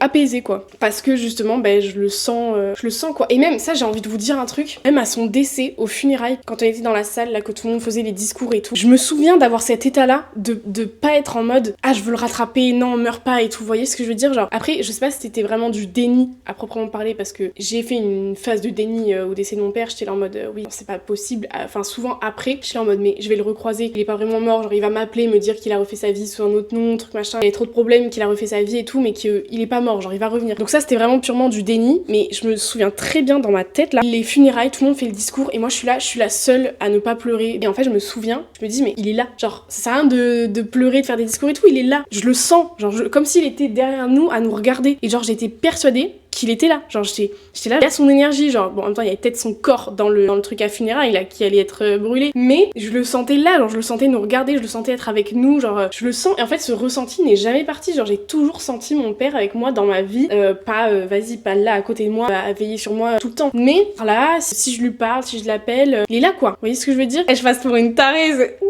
c'est un peu taré ce que je dis, mais enfin si en vrai c'est ce que j'ai ressenti, mélangé au déni, vous voyez, voilà, mais ça ne m'a jamais quitté, alors que quand même je pense que j'ai fait mon deuil. On passe au 21 du coup. J'ai eu une espèce de foule ensuite, une foule de personnes avec visiblement une ancêtre côté de ma mère. En fait c'est comme si j'avais un peu une foule de mes ancêtres tous groupés ensemble qui regardaient vers l'avant, genre ils étaient dos à moi. Et il y a une femme, elle avait un chignon, genre les cheveux attachés, un peu les coiffures de l'époque, genre vous voyez c'était un peu comme si c'était un peu crépé, qui voulait me dire quelque chose, genre vous savez elle essayait de se dégager un peu de la foule, comme quand vous êtes un peu genre dans des endroits où il y a une foule un peu genre style boîte et tout, et que vous essayez de passer comme ça, que vous appelez votre pote ah comme ça, et genre comme ça vous voulez me dire dire un truc, elle pouvait pas me dire. Genre, elle était muette, ou on s'entendait pas, elle était trop loin, un truc comme ça. Et comme si les gens, vous savez, la poussaient, genre en mode non, tu n'y vas pas, tu peux pas dire ça et tout. Et en fait, à ce moment-là, je dis mais pourquoi elle peut pas me dire et tout. Et en fait, je vois comme si elle avait le corps de ma mère, ou l'âme de ma mère, ou ma mère, enfin, je sais pas quelle forme elle prenait, mais ma mère devant moi. Et en fait, c'est comme si l'ancêtre disait à ma mère avant moi. Genre que ma mère devait savoir avant moi quelque chose, genre un secret ou un truc comme ça. Ça pourrait être transmis à moi. Mais d'abord, il y a cette barrière de ma mère en fait. Et du coup, cet ancêtre-là qui est décédé, qui aurait aimé de son vivant nous dire ce secret là, qui vraiment est dans un regret parce qu'à l'époque elle pouvait pas le dire parce que les gens la retenaient de dire les choses, mais comme s'il y avait un secret qui devait être dit et la personne vraiment s'en voulait, genre c'était pas une culpabilité immense mais elle était là en mode c'est dommage, j'aurais peut-être dû quand même franchir en fait des personnes qui m'empêchaient de parler pour vous, pour votre bien-être ensuite quoi, parce que vous devez le savoir. Et moi j'ai ressenti vraiment un peu vraiment une envie ou un besoin de savoir cette chose là, mais c'est ma mère qui doit le savoir avant, donc bon je sais pas comment ça se passait, comment ça peut se passer, ça doit lui appartenir avant moi. Ensuite en 22, toujours sur ma mère, du coup, j'ai eu fait que mon âme, moi, en général, je suis très contente d'avoir une mère, d'avoir cette mère en tant que mère. Et on m'a dit aussi que dans une ancienne vie, on était meilleures amies. Je vois ça plutôt époque... Putain, je suis nulle en histoire. Un peu époque médiévale, j'ai envie de dire. Médiévale, genre vraiment, on était un peu de la cambrousse, genre de la campagne, avec des robes longues, mais un peu colorées, style jaune et tout. Vous savez, on avait la petite pochette ici, un peu style tablier et tout. Et genre, on était meilleures amies. On avait les cheveux courts, et on était là, vous savez, on marchait un peu dans les champs, en mode en se tenant la main comme ça. Je nous ai vus comme ça en tout cas. Châtain est un peu rousse, vous voyez. Le même âge, genre on était dans le village, on était nés au même âge. Et du coup on est hyper contente de se retrouver dans cette vie-là physique quoi. Genre on se connaît d'avant. Mais du coup on a les difficultés du coup de cette relation mère-fille où il y a un peu une hiérarchie du coup, alors qu'avant il y en avait pas. Et qu'il y avait pas d'autorité fondamentale l'une sur l'autre, alors que dans cette vie-là oui. Du coup ça a été un peu un challenge dans cette vie-là de s'adapter à cette relation mère-fille, que ça allait un peu toujours. Et voilà. Et ça expliquerait du coup pourquoi il y a autant de fusion dans cette relation à l'heure actuelle quoi. C'est la dernière histoire, donc là c'est vraiment la fin. Je commence à reprendre ma conscience humaine, genre la substance fait plus effet, enfin commence à ne plus faire effet parce qu'après ça dure un petit peu dans le temps quand même. Donc il y a une des personnes qui s'en va et qui va chercher à manger pour moi parce que j'ai pas mangé depuis le matin quand même. Et donc il reste une seule personne avec moi, elle me fait les carillons. Et moi je me souviens que par confort je me tourne comme ça sur le côté. C'est la position dans laquelle je dors au quotidien d'ailleurs, enfin dans laquelle je m'endors. Elle commence à faire du coup les carillons. Et moi qui pensais avoir fini en fait le voyage et les canalisations, je replonge dès qu'elle met le carillon, je replonge en canalisation. Et en fait je suis là en mode non mais le carillon il sonne faux, ça me casse les oreilles, ça m'énerve, c'est chiant. Et en fait je suis un bébé et je suis en colère, mais en colère. Je suis comme ça mais je suis énervée, genre je suis tendue, mais je suis un bébé et je peux pas l'exprimer à part en pleurant, en étant énervée avec moi-même. Et en fait du coup je me rends compte que je sais que mes parents ne sont pas les miens. Genre les parents avec qui je suis là, je suis dans mon petit lit, dans mon petit berceau, mon petit landau. Je suis pas avec mes bons parents, genre en mode quand elle a fait le carillon, j'étais là en mode non ça c'est des bobards, c'est des mensonges le carillon. Il a un son de mensonge ce carillon. Et du coup je suis plongée dedans et j'ai réalisé que mes parents ne sont pas les miens. Et c'est comme si mon corps le savait, mais mon mental ne le savait pas parce que voilà. Mais mon âme au fond, mon âme et mon corps savaient que biologiquement c'était pas mes parents quoi. Et du coup j'ai vécu toute ma vie sans comprendre pourquoi j'avais la rage comme ça contre ma famille alors qu'ils faisaient tout pour moi, ils étaient aimants, j'avais une belle vie, j'avais tout dans la vie, mais j'avais cette colère envers tout le monde et personne en même temps parce que je savais pas qui accuser. Mais je suis restée en colère toute ma vie quoi. J'étais là mais quelque chose qui va pas dans ma vie, il y a quelque chose qui va pas et je ne sais pas quoi. Et du coup il y a que au moment de ma mort j'ai quitté ma conscience humaine que j'ai compris que j'avais été volée. Genre mes parents m'ont volée à un couple qui arrivait à avoir des enfants parce que mes parents entre guillemets adoptifs qui m'ont volée étaient stériles, genre ils essayaient d'avoir des enfants mais ils y arrivaient pas. Et du coup ils ont juste volé un nourrisson dans un village genre à un couple qui avait je crois plusieurs enfants déjà. Ils l'ont fait vraiment dans le désespoir en mode désolé vous volez un enfant mais vous pouvez en refaire. Et genre ils se disaient ça alors que nous on essaye depuis des années, on n'arrive pas à avoir d'enfants, donc ils ont juste volé un nourrisson genre. Et le nourrisson c'était moi, enfin moi je l'incarnais. Mais on m'a dit ce n'est pas mon âme, ce n'est pas de ma famille, c'est de quelqu'un de proche de moi. Moi je sais qui c'est mais je peux pas vous dire. Et du coup ça a été la résultante de ça, c'est que sur plusieurs vies ensuite cette âme là, donc qui est dans ma vie à l'heure actuelle quelque part, s'est réincarnée dans des familles qui lui étaient complètement étrangères. C'est-à-dire que c'était des familles biologiques, genre c'était ses vrais parents et tout, mais il y a toujours un sentiment de mais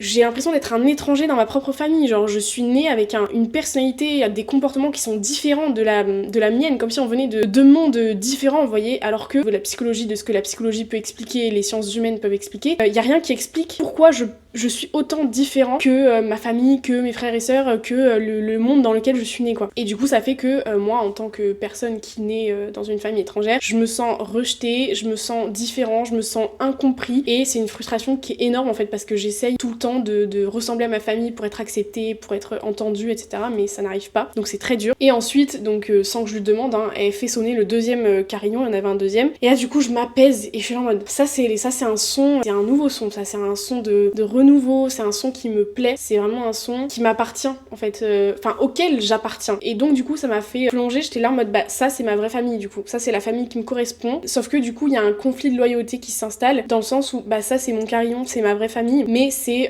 ça peut être la belle famille, ça peut être la famille d'un ami chez qui je me sens super bien, la famille de mon partenaire chez qui je me sens super bien. Et du coup il y a ce conflit de loyauté en mode bah je passe limite plus de temps chez la famille de quelqu'un dans ma vie, genre de mon mec, ma meuf ou ma copine, qu'avec ma propre famille. Ça peut créer encore plus de tension, encore plus de rejet de la part de ma famille à moi, puisqu'ils me disent ah mais tu passes plus de temps avec eux, etc. et nous oublient et trucs machin. Du coup en fait ça fait que la personne que j'ai incarnée moi est en conflit de loyauté constant entre bah, ma famille à laquelle je suis rattachée par les liens du sang et tout, mais en même temps avec cette famille on se comprend et genre c'est direct et genre j'ai pas besoin d'essayer de fit dans le truc pour être accepté, pour être compris, etc. Et du coup dans sa vie la grosse problématique c'est trouver sa vraie famille et recréer une vraie famille avec quelqu'un du coup qui lui ressemble pour vraiment faire naître un enfant, parce que du coup par transfert on veut que son enfant se sente bien, pas comme nous on l'a vécu. Ça peut faire que on va faire des enfants vite ou jeunes dans sa vie avec quelqu'un où on a l'impression que vite elle me correspond donc je fais un enfant avec elle pour que mon enfant se sente bien, pas comme moi j'ai vécu, vous voyez ce que je veux dire. Donc ça peut expliquer certaines choses, mais du coup voilà c'est venu un petit peu m'expliquer ça, que ça se soit vraiment passé ou pas. En soi bon c'est pas grave, le tout c'est que ça m'a amené vraiment une compréhension de l'état de la personne concernée. J'ai ressenti vraiment ce conflit de loyauté de ouais mais qu'est-ce que je fais, parce que ce que la première personne a ressenti c'est genre oui ma famille qui m'a volé entre guillemets, m'a tout donné, a été super gentille avec moi,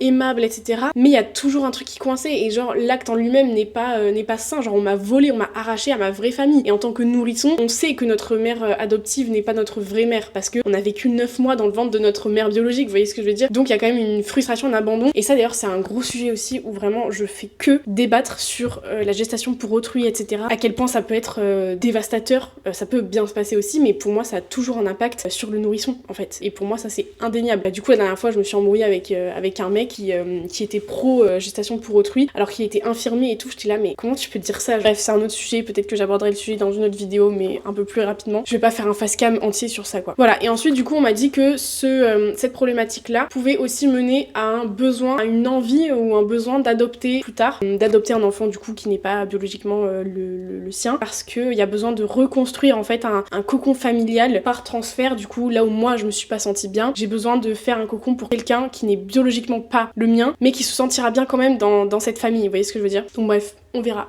Que de surprises. Donc pour finir cette vidéo, on va faire la petite conclusion. Qu'est-ce que ça m'a apporté au quotidien, comment je vois que ça m'a changé ou non dans la vie de tous les jours, etc. Premier point, c'est la fin de cycle. Ça c'est évident qu'il y a beaucoup de pages du coup qui se tournent par le biais de la libération par la parole ou quoi que ce soit, par le ressenti du coup. Comme si tout ce que je portais un petit peu sur les épaules au niveau des vies antérieures et au niveau du transgénérationnel était un peu libéré par la compréhension. Et de toute façon, on m'avait dit, de toute façon, les personnes qui sont venues me parler, me délivrer des messages, enfin les personnes, je dis les personnes mais vous comprenez, tout ça c'est pour libérer, pour ma compréhension personnelle, parce que ma façon de libérer les choses c'est la compréhension mentale. Vous voyez, il y a certaines personnes, leur façon de libérer les choses ça va être l'art, ça va être le sport, ça va être une multitude de choses différentes. Moi c'est les pelotes de laine, tchac, à dérouler, à en faire un fil qui est simple à dérouler, compréhensible, linéaire et tout. Donc du coup on m'a fait démêler un petit peu les pelotes de laine quoi. Donc maintenant c'est comme si c'était plus léger quoi, je comprends les choses, je sais d'où ça vient, et donc ça c'est une grosse question aussi. Je pense que j'en ferai une vidéo entière sur la responsabilité dans la vie. Faudrait que je me le note d'ailleurs cette idée. Ça vient aussi toucher cette question. J'ai quand même beaucoup réfléchi la question donc voilà. Mais ça me donne une idée de vidéo sur la place de la responsabilité dans la vie actuelle. Parce que c'est très intéressant d'avoir les vies antérieures et le transgénérationnel, l'impact sur nous, etc. et le contexte actuel dans la vie dans laquelle on est. Mais la notion de responsabilité, où est-ce qu'on la place? Est-ce que toute sa vie on va se dire non mais j'ai vécu ça dans une vie antérieure donc je suis forcément comme ça dans la vie actuelle. Mes parents, grands-parents étaient comme ça avant moi, ils m'ont éduqué comme ça donc je vais être comme ça toute ma vie, je changerai pas, c'est dans moi. c'est dans mon ADN et tout. Où est-ce qu'on place en fait ces responsabilités? Est-ce qu'on se dit, bon bah j'ai hérité de tout ça, comment je peux faire en sorte d'en tirer profit? Oui, il y a des problématiques, mais est-ce que je peux les traiter? Quels sont mes objectifs? Est-ce que je veux rester comme ça? Est-ce que je veux changer, etc. Ça c'est hyper important, cette place de responsabilité, même dans nos relations. Comment on peut venir travailler ça, reprendre son pouvoir, rien qu'en démêlant justement ces pelotes de laine, des schémas relationnels, etc. Parce que c'est un truc qui est quand même assez universel, même si c'est propre à chacun, à chaque histoire. On retrouve énormément de dynamiques similaires dans les relations humaines, quoi. Et ça, je trouve ça hyper intéressant de venir se responsabiliser soi dans sa propre vie. Alors évidemment, il y a des choses, on est tous d'un point de départ, le contexte socio-culturel, économique, etc. de chaque personne. On n'est pas là en mode méritocratie, vous voyez ce que je veux dire. Mais la ligne est très fine en fait entre responsabilité et méritocratie, etc. C'est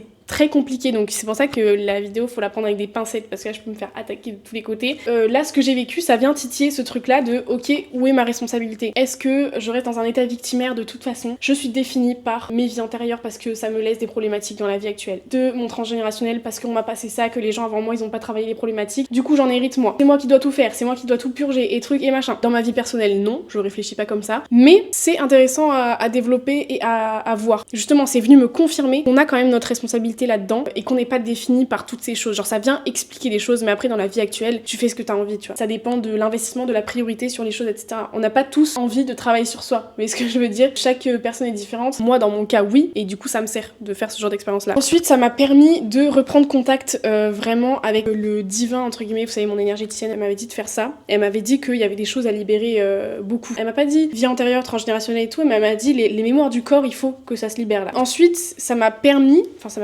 ça m'a ramené à cette sacralisation des ancêtres. Vous savez, il y a dans les cultures asiatiques surtout, on sacralise énormément les ancêtres, genre style dans Mulan, on le voit très bien quand ils sortent là de leur je sais pas comment on appelle ça. Du coup en Chine, Mulan c'est en Chine, au Japon, en Corée, même en Afrique subsaharienne, au Mexique, à Madagascar, les peuples autochtones aussi et les peuples de l'Arctique sacralisent énormément les ancêtres dans leur culture. On voit avec Frères des ours par exemple. Et du coup ça je trouve ça hyper intéressant parce que c'est vrai que moi j'ai jamais fait ça, mais pour autant, comme je vous dis, quand j'ai fait mon arbre généalogique, je me suis sentie directement portée par quelque chose en m'intéressant à eux, en les faisant vivre à nouveau, en lisant leurs noms, en m'intéressant à leur vie, comme s'ils me disaient vraiment merci, vu que tu t'intéresses à nous, on va s'intéresser à toi et on va te porter, on va te donner de l'énergie, on va te guider entre guillemets, vous voyez ce que je veux dire? Et ça c'est vraiment un truc que j'ai aimé ressentir pour le coup, parce que je pense que j'avais besoin de me sentir proche de mes ancêtres. Je sais pas pourquoi, mais en tout cas ça m'a vraiment fait un déclic, genre du bien. Et en fait ce que j'ai appris aussi, c'est que en France, avant du coup la christianisation de la France, les Celtes, les Gaulois et tout, ils étaient très proches de cette manière de voir les choses. Comme les peuples de l'Arctique, comme on voit dans Frères des ours et tout, ils étaient plus proches de leurs âmes, leurs émotions, plus proches des ancêtres, plus proches de la nature, des animaux et tout. Ils voyaient le sacré partout et pas que dans un bâtiment. Et au fur et à mesure, du coup, les païens, ils ont été oppressés et au final interdits de pratiquer leur religion. Pour des histoires de gouvernement, etc.,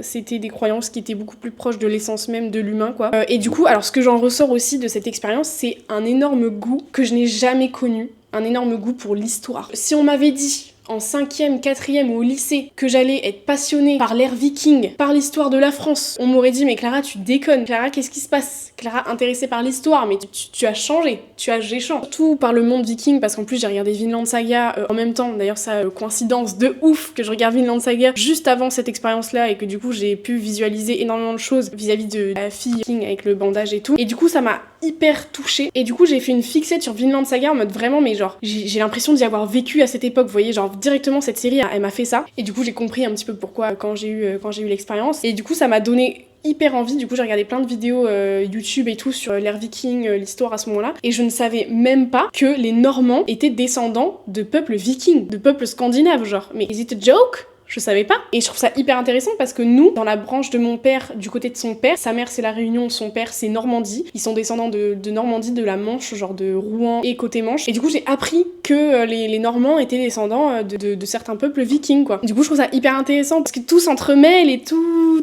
coïncide, tout correspond, genre. C'est passionnant. Et du coup même j'ai commencé à m'intéresser aussi à l'histoire de Madagascar, d'où pouvaient venir les esclaves, etc. pour un peu comprendre. Et je dis même, si j'arrive à avoir un message ou quoi que ce soit de où est-ce que j'ai été excisée du clitoris, soit au niveau transgénérationnel, soit au niveau de mon âme personnelle, si j'arrive à avoir la réponse, je vous jure sur ma tête que je fais un voyage là-bas. Parce que, dans la symbolique, c'est genre aller récupérer mon plaisir là-bas. Genre aller récupérer ma féminité. Vous voyez ce que je veux dire? Même si je le fais au quotidien, c'est vraiment un gros travail sur moi que je fais avec mon thérapeute et tout, ce serait un peu l'acte final final, genre un voyage c'est pas rien, vous voyez. Pour moi à chaque fois les voyages qu'on fait doivent avoir un sens. On va dans un endroit, il y a une certaine attirance énergétique forcément quand on va dans des lieux.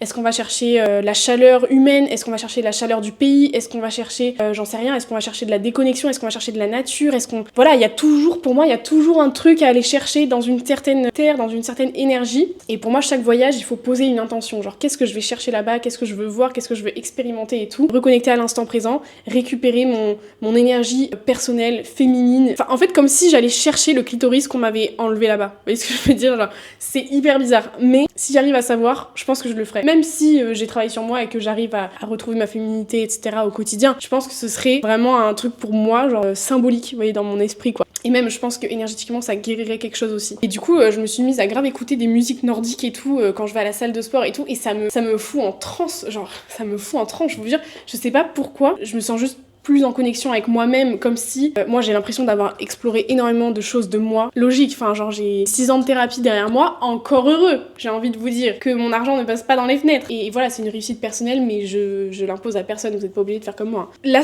comme si ça m'a encore ouvert des portes que je connaissais pas dans mon être personnel, mais du coup des portes qui en même temps font partie de moi, mais ne m'appartiennent pas. Je peux pas aller changer les vies des autres avant, vous voyez ce que je veux dire? Du coup, c'est encore plus intéressant de mettre l'acceptation là-dessus en mode, bon bah, eux, ils ont vécu ci, ils ont vécu ça, c'était leur chemin à ce moment-là. Moi, comment je récupère ça et qu'est-ce que j'en fais, etc. Genre. Et du coup, d'aller explorer, juste faire de la prise d'informations, me renseigner sur comment les gens vivaient à l'époque et tout, je trouve ça super intéressant. Genre, ça me nourrit, ça me permet d'encore plus comprendre et tout. Et puis, ça me fait travailler ma culture G, que je n'ai jamais eu. J'ai jamais été intéressée par l'histoire, l'histoire de France et tout, je m'en foutais. Et regarder toutes ces vidéos, ça me fait du bien. Genre, je trouve ça trop bien, je trouve ça super intéressant. Si je m'étais pas prise un peu de passion pour la généalogie, faire mon arbre et tout, et en plus cette expérience-là, j'aurais jamais eu ce déclic de m'intéresser à l'histoire de la France, l'histoire de l'Europe, l'histoire des Scandinaves et tout, genre jamais. Donc je trouve ça trop bien, ça m'a allumé une nouvelle passion dans la vie. Voilà, ça m'a laissé aussi des petites idées de vidéos, pourquoi pas. Donc voilà, j'espère que ça pourra vous apporter quelque chose, peut-être envie de creuser chez vous, peut-être envie de vous connecter à plus grand, d'aller voir des énergéticiens, d'aller voir... je sais pas. De toute façon, quand on est attiré par ce monde-là, on va attirer des personnes à nous. Des fois, il y a des gens qui me demandent, oui, est-ce que t'as des gens à me recommander? Je sais pas qui aller voir. Les gars, faites-vous confiance. On a internet, regardez les comptes internet. Il y a des thérapeutes dans tous les domaines. Énergéticien, c'est un grand mot. Chacun a sa spécialité, chacun travaille avec des méthodes différentes. Et en fait, moi, ce que j'ai envie de vous répondre, c'est genre, vous regardez les photos, les têtes des gens, s'il y en a, les sites internet des gens. En fait, vous y allez au ressenti, genre, il faut que ce soit, ah ben, c'est elle que je veux aller voir. Et même si ça flop, il y aura toujours un apprentissage, vous allez toujours en ressortir quelque chose. Les fréquences sont forcément plus hautes, donc ça va forcément vous apporter quelque chose. Et même si ça vous plaît pas, qu'il y a un truc qui vous a dérangé, c'est une piste aussi de travail. Cette personne-là vous a apporté quand même quelque chose de vous. Et ça vaut dans la vie en général. Tout ce qui est désagréable nous apporte aussi quelque chose sur nous. Donc bref, moi je vous conseille de commencer comme ça. Et de toute façon, on a internet. Internet, c'est une mine d'or. Il y a aussi beaucoup de bullshit, mais il y a plein de vidéos sur internet, il y a plein de trucs super intéressants. Et après, c'est à vous de faire le tri dans vos croyances. Est-ce que moi j'adhère à ça? Est-ce que non? Est-ce que ça me parle? Non, truc machin. Franchement, vous commencez comme vous voulez. Il n'y a pas de secret, il n'y a pas de méthode pour rentrer dans la spiritualité. Je suis pas pro la spiritualité, je suis moins pro que je l'ai été avant. Avant, j'étais beaucoup plus spirituelle, j'étais beaucoup plus connectée. Je faisais plein de trucs liés à la spiritualité, l'énergétique. J'avais fait des formations, des trucs machin. J'avais fait des formations en énergétique, radiesthésie et tout. J'avais 15 ans, s'il vous plaît. Enfin, à l'heure actuelle, j'ai beaucoup moins de compétences. Mais du coup, ça me regagne peu à peu, donc je suis plutôt contente. Et voilà, si ça peut vous apporter, faire écho, même quand j'ai dit des histoires, si ça peut vous faire écho. Si jamais vous avez des questions, des remarques, si vous avez des petites analyses, j'en sais rien, vous pouvez me les faire en commentaire. J'espère que ça vous a intéressé, que c'est un peu niche. J'espère que ça va pas faire peur aux gens quand ils vont cliquer. En tout cas, moi, ça m'a vraiment passionnée et je voulais faire cette vidéo le plus tôt possible pour avoir un maximum de détails parce qu'après, avec la mémoire, je vais peut-être oublier et tout. Comme ça, au moins, c'est figé, c'est enregistré, c'est posté. Et puis voilà, n'hésitez pas à me faire vos petits retours et on se voit la semaine prochaine.